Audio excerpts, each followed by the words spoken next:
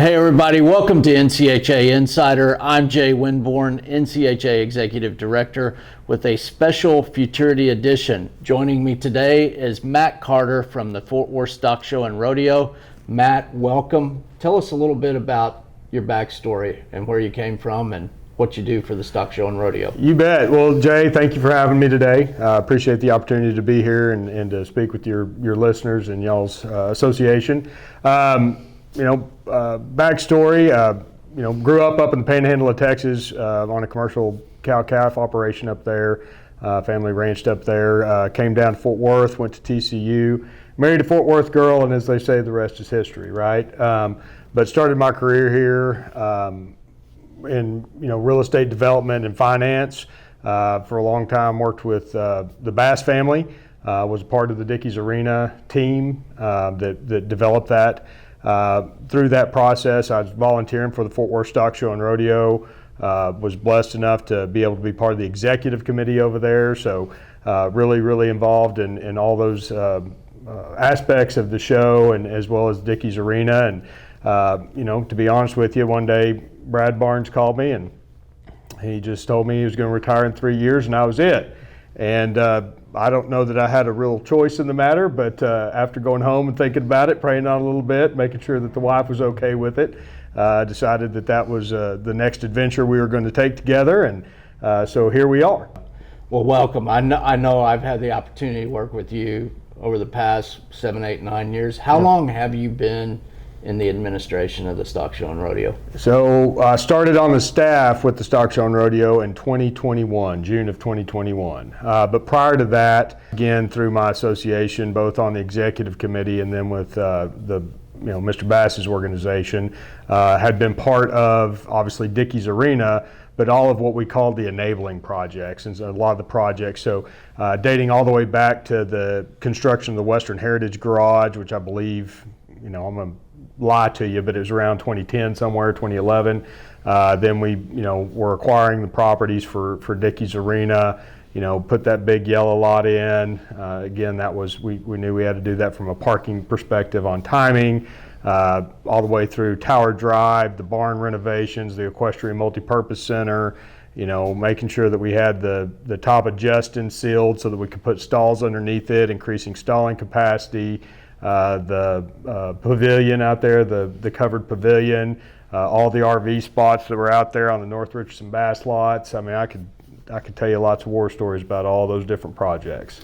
Well, as you know, and part of the reason, and you just outlined a lot of the specifics about the facility at Will Rogers, we all know that facility is owned and managed by the city of Fort Worth. Yeah. Can we talk a little bit about your role in that and where that is going in the future, and why you're here today to talk about the facility? Yeah, I think a good place to always start any stories at the beginning. So as you know, the stock show moved to Will Rogers in 1944, and we're fond of telling people, it was great. We had this, wonderful new Will Rogers Coliseum that was built in '36. It was a great place to hold rodeo, but none of those other barns and buildings were there, right? So in 1944, they housed all the livestock under 100,000 square feet of tents. And in that first year, the tents collapsed under the weight of ice and snow. Could you imagine that mess, right? So you think about the show management the next day, or maybe 2 or 3 days later when they got that mess cleaned up, and they're thinking, gosh, it's a good new home, but if we're going to stay, we need to build some barns.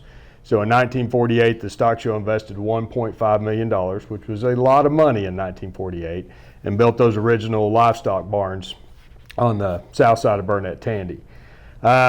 And we're still y'all using them today, and they're still pretty utilitarian. Obviously, we're in a 4-phase renovation of those barns. We've completed the first 3 phases, and we're starting to work on phase 4 right now. But that's just to set the groundwork that effectively since that time, since that initial $1.5 million, the stock show has been the private sector partner in a long-running public-private partnership with the city of Fort Worth. That's taken a multitude of forms throughout the years, but the bottom line is that the stock show has invested well north of $120 million in the facility that is owned by the city, and given those improvements all back to the city for everybody to come out and enjoy. because when you stop and you think about it, the stock show will generate, somewhere between 100 and 120 million dollars worth of economic impact just during its 23-day run. Well, then when you add on the NCHA, the NRCHA, the gun shows, the dance recitals, the concerts, that facility is a major economic engine for the city of Fort Worth. And we feel if we can help the city not just maintain it, but constantly improve it, then that keeps everybody coming back, keeps everybody happy, and keeps that a major economic engine for the city of Fort Worth. Unfortunately, and this is nothing against our good friends and partners at the city, they can't be experts in everything, right? It's hard to be an expert in a livestock facility, right? We feel like for a variety of reasons, we're pretty good at it. Right.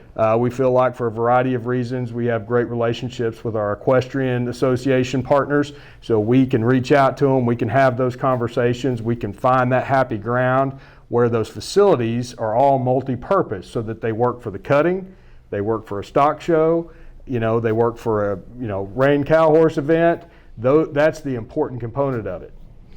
It's no secret that the Coliseum is under a major renovation. Yeah. There was some initial talk about the timing on when that was going to be completed, and we're in phase one of that. Right. I want to visit about the phases that are coming, but also too, just to back up a little bit, some of the things that you ran into in this phase one of getting the Coliseum completed, because while there was no 100% assurance that we would be in there, a lot of us went over, toured the building, and saw a lot of rapid progress coming along, and there was hopes that the NCHA would be able to have the Futurity in there.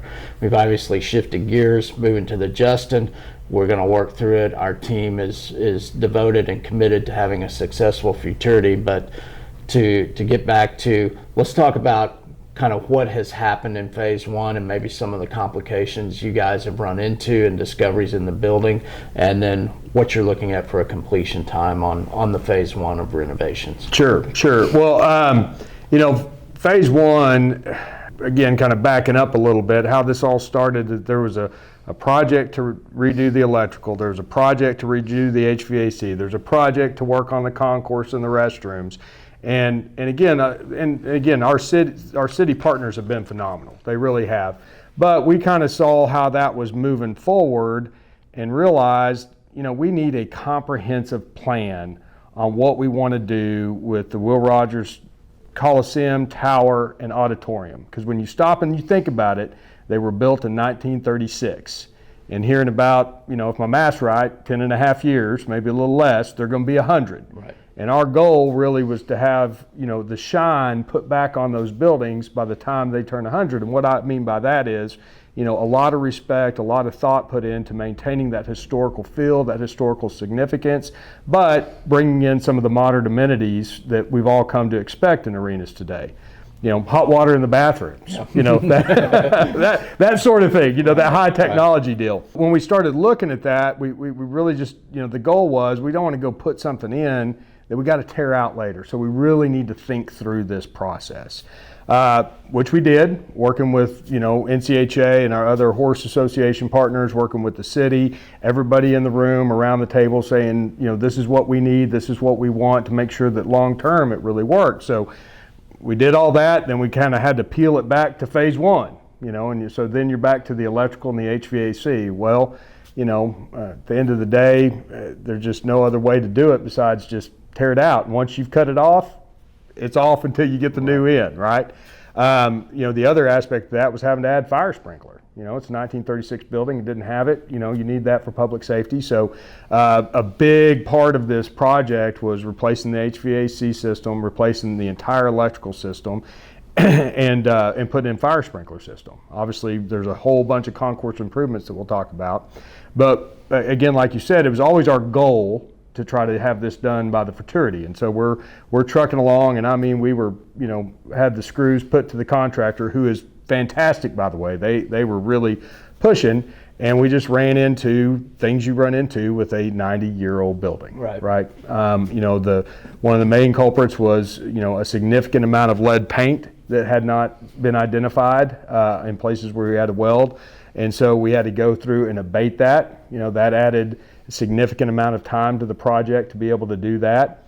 But again, it's the right thing. That would, if we hadn't have done that and we'd have done a Band-Aid fix, we'd have had to close down the arena again at some point in time, or we would have had to not done some of the improvements that we envisioned for phase 2 and 3 and 4 and 14, however many it takes, to make it better for everybody else. The other major, issue that we ran into that nobody could foresee was the roof drain system.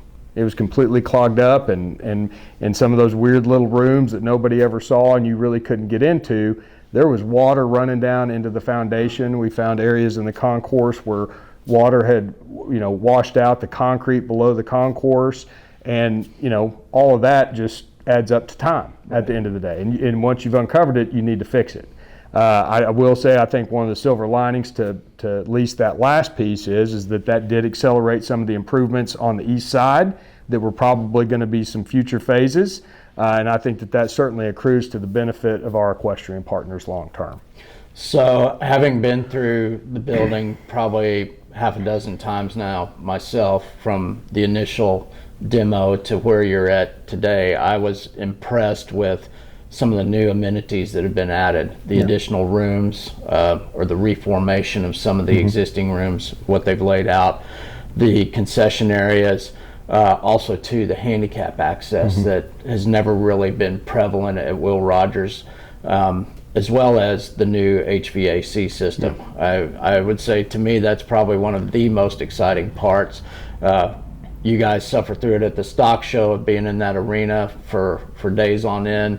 How you feel when you come out of there? Obviously, we've had a lot of experience too, being in there 3 times a year.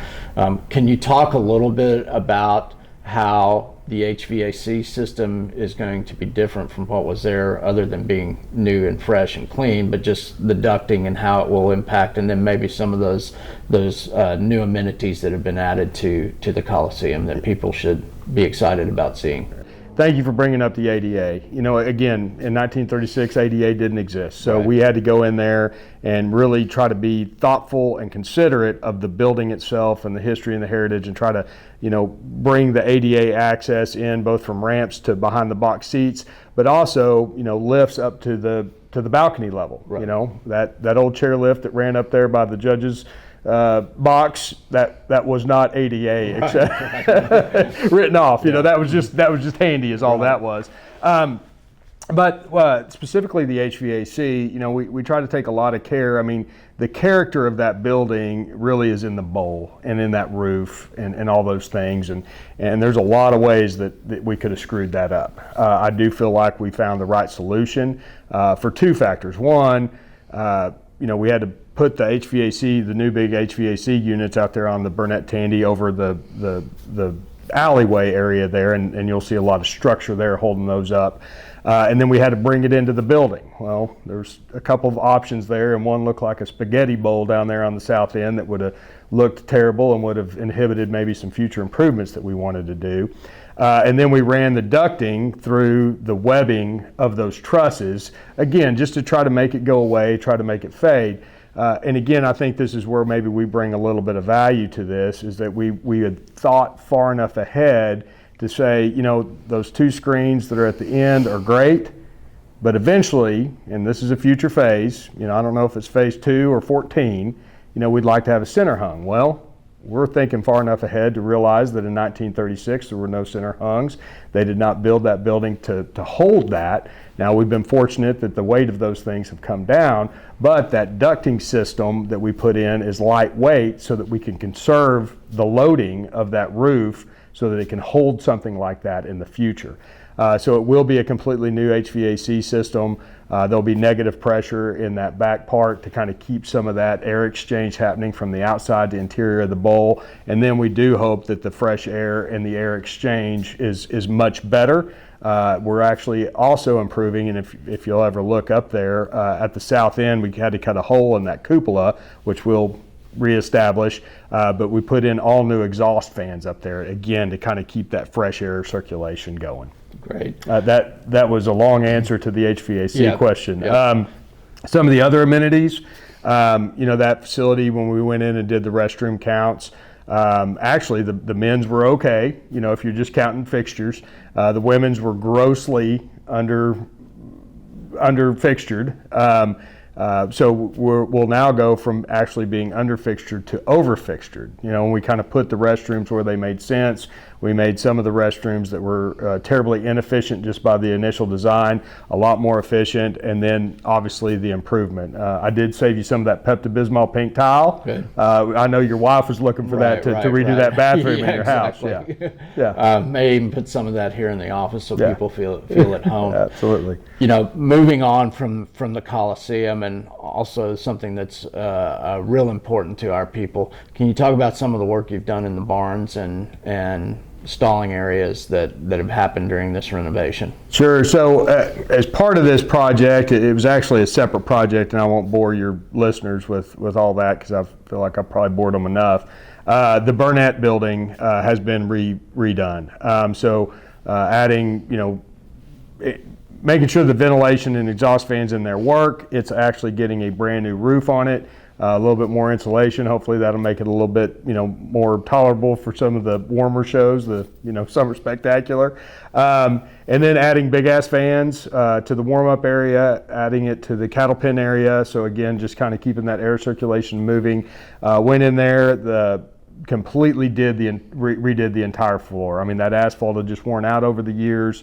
You guys have seen it, where there is concrete, just years and years of horses making turns, had worn it down to the rebar. So all that got completely redone. Those stalls that were in there, to be honest, they did a great job for many, many, many years. And some of them were still in reasonable shape, but took out all those old stalls, brought in those prefix stalls, so those will be in there. Upgraded the electricity. Every one of those stalls still has electricity like it did previously. Some of the other improvements, we are working on the show office and the restrooms in there. Be very, very similar to what you experienced, but hopefully the layout's a little bit more usable, user-friendly. The restrooms are a little bit upgraded, a little bit better lighting in there, all those different types of things, yeah. Perfect. I want to jump back to the Coliseum because I briskly moved over one really neat addition to the Coliseum that our people will be very excited about. A couple of years ago, we discovered the elephant ramp on the west side of the building to add an additional access point to the arena, and it's changed the way our shows run. It's made them where we can move a lot quicker with the ingress and egress of traffic into the arena. Let's talk about what you've done on the east side. Well, and one of the things I glanced over in your question, we started looking at, obviously modern amenities and responding to some things that you had said and the other associations had said, and really frankly just the facility needing, a little bit more meeting space and gathering space. So on the south end there, we've added additional meeting rooms, but where that old warehouse was, we took that in and actually made it, which is right there by that loading dock on the east side, and made it, a hall. I mean, it can be used for exhibits, it can be used for meetings, it can be used for catering. We added an entire new commissary back there, so it's all going to be ready for catering. And then where that old loading dock was, we made it into a big indoor-outdoor patio. So I think that'll be usable and a neat addition. Back, I mentioned that the storm drain or the roof drains accelerated some of the stuff on the east side. Due to some of that, we had to go tear out all that sidewalk over there, and where that ramp is on the exterior side, the handicap ramp, we're actually expanding that. So now you can lead a horse up the ramp, you can turn in, and we went back in, and when we were looking at the old plans, we did notice that there had been an elephant ramp on the east side of the building. Now, through the years, whenever they did it, they filled it in, but we did go back in there and take it out, get it regraded, and so now that elephant ramp can move from the west side, and we can put the boxes back in there, and the access can be on the east side. Outstanding. Our people will greatly appreciate it because for some of those people that are stabled on the east side of the building, it's a long walk around to the west side. It is, it doesn't seem it, but it is a haul. Yeah. Absolutely. So I think we've pretty well covered what people can expect when we get back in the Coliseum. Next question I want to ask you is, when do you predict the Coliseum will be open for business? Well, we're working very hard to have it open by the stock show, obviously. There's a little event there with our Junior League of Fort Worth, the Grand Entry Gala, which is the Saturday before, and I'd probably be hung up by my toes if we didn't have them in there for that. I think probably you and most of your listeners have gone through renovation projects. There's probably going to be touch-up going on. There's probably going to be the tweaking. I mean, we've come in there, we've added, one of the things I didn't talk about is all new sports lights. So it'll be a, much upgraded lighting experience in there. Obviously, we've got all new fiber optics and all those different types of things. And we're probably going to be chasing bugs, but we're just going to have to work together and work through it. I feel like hopefully by the time you all get there in the spring, we've identified and at least we're chasing them down and have some Band-Aids. But it's like anything, we're going to live in it a little bit. Which leads me to my next question. Are we confident that the NCHA will be able to hold the Super Stakes in there in March? We are confident. Okay. Yes. Good. As confident as we can be with a 90-year-old building. This is phase one. So what are the next phases? And what is the timing on some of those phases? Well, obviously the city has been very generous with this. The stock show has contributed a significant amount to this. Funding plays a big factor in all that. The next phases, again, like I said, between now and 2035, because in 2036 we want it to be available, we'd really like to see a full renovation of the entire Coliseum, the lobby, the tower building that connects the Coliseum to the auditorium and the auditorium. And it's going to be balancing, and probably some of it based on availability of funding. What we would like to see and what we've drawn and what we've anticipated with this phase is a deck coming out from the Backstage Club. It's obviously going to cannibalize some seating, but we feel like that's a great add. Probably doing some renovations to the Backstage Club that are much needed, not only in the kitchen, but just the club itself. We obviously want to maintain that feel, Right. We want to be very careful to maintain that. I talked a little bit about the potential of a center hung at some point. We've tried to anticipate that with, not only the weight, but having the electrical requirements and the data requirements that has. Back to the Backstage Club deck, again, that thinking forward, we don't want to go tear out something we just did. And those concourse improvements are going to be phenomenal, right? But knowing that was an ultimate goal, right now it's pretty easy to go in there and reinforce the structure that's going to have to hold up that deck. So we did that on both the north and south ends. We reinforced that concrete structure to make sure it can hold that weight in future phases. I think we've covered a lot here in a very short time. I do want to talk briefly just kind of the relationship that's shared between the stock show and rodeo and the NCHA. I know you and I talk frequently. I talk to Bruce frequently. When the stock show's in town, we try and work together and help each other out.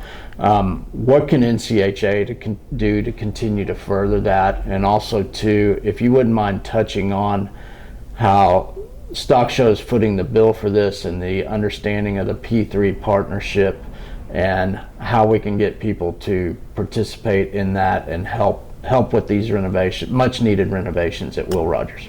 Well, that's another mouthful. Yeah. I think, as you and I were talking about a little earlier, and I had to go back and look up my history. I knew there was a cutting event held early on in the stock show's history. So first one held was 1919 over at the Northside Coliseum, right. Which was one of the stock show's first P3s, partnered with the city and Swift and Armour to build that Northside Coliseum. Then later, 1946, so 2 years after we moved to the Will Rogers, the NCHA was actually kind of formed at the stock show and the rules were written. And then obviously the NCHA has had a long history of holding their events at Will Rogers. And so, the Coliseum, and these aren't my words, they're somebody else's, becomes and hopefully the stock show to a degree is kind of the spiritual home, so to speak, of the NCHA. So there's just that long history there. And then I think you add to that both, a rodeo and cutting are absolutely derived from the work that went on at the ranch. Absolutely. Right, and so I think that there's just always going to be that kinship and that appreciation for good horses and what they can do and how they extend the utility of man. I mean, it's just absolutely phenomenal. So, I think as we move forward, I think it's just continuing those conversations. I think as we make these improvements, it's that, dialogue and compromise on, okay, well, if the NCHA could have it exactly how they want it, if the NRCHA could have it exactly how they want it, if the stock show, where does that Venn diagram overlap? And that's where we need to live, right? This particular phase, the stock show has absolutely put, we're not charging the city anything to manage it. We're putting cash in on top of that. We've donated all the lighting for it. There's a variety of ways that we've partnered with them on this one. This one's a little different than the last one. Some of the last ones we, partner with the city and make, the bond payment on it. And so, there's been a variety of ways we've partnered over the years. I think the next phases will certainly have a capital contribution program associated with those. And, at this point in time, I don't know that we understand fully what that need is, but when we come to the NCHA, to partner on this project would be fantastic. But in future projects, that just helps us accelerate it, and helps us grow. Matt, thank you for being here You today. Thanks for clearing up a lot of the questions that I'm sure my members will have. Guys, Matt Carter from the Fort Worth Stock Show and Rodeo. Also, too, just a reminder, tickets to membership for the NCHA Futurity, Metallic Cap Futurity 2025 in the John Justin Arena will go on sale October 1st. We will have a follow-up special edition of the NCHA Insider to discuss seating options and availability for the Futurity. Appreciate you joining us today. We look to see you next week. Thank you.